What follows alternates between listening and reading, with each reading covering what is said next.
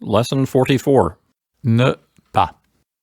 The basic idea of this lesson is learning how to negate a verb. In English, we do that with the word not, N-O-T. And we have a couple of examples here. I am your brother. And then in the second one, we negate the verb and say, I am not your brother. Again, in English, it just takes one word to negate the verb. But in French, it's going to take two words. The words ne and pas.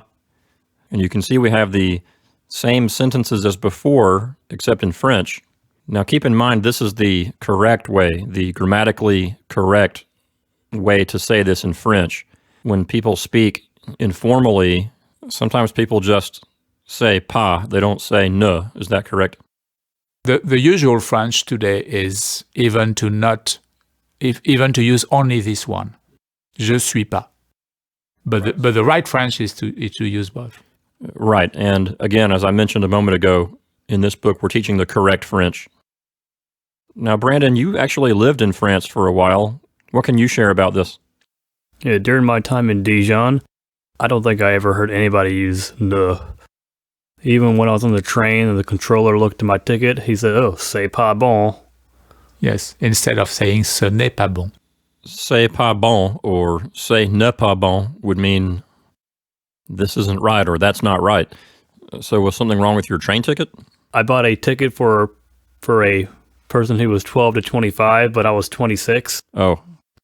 So the train conductor left out ne, and instead of saying ce n'est pas bon, he just said c'est pas bon. So he left out the word ne.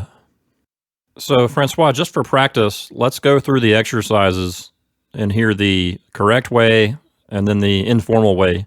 Read that first one for us. Je suis ton frère. And now tell us the correct way to negate it. Je ne suis pas ton frère. And now tell us the more informal way that you might hear someone say it today in France. Je suis pas ton frère. So again, the more colloquial way or the more informal way would be to leave out the word ne. While I was writing this book, I did some research about how this kind of negation started in French. And what I found out is that it started out as adding a helping word to the end of a sentence. Like in English, sometimes we say things like, I'm so tired I can't walk another step. Or I'm so full I can't eat another bite. Or I'm so tired of this speech I can't listen to another word.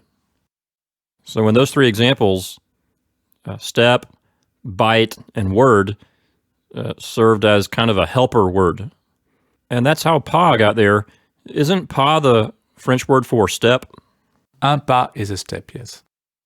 So that's how this two-word construction for negating a verb, that's how it got here in the first place, is when people would say things like, I can't walk another step. The word for step, which is pas, got to be put at the end of the sentence like that, and apparently it just worked its way into the syntax or the grammar of the language. Nowadays, the pas in ne pas is not connected to the idea of a step anymore. It's just the way you negate something.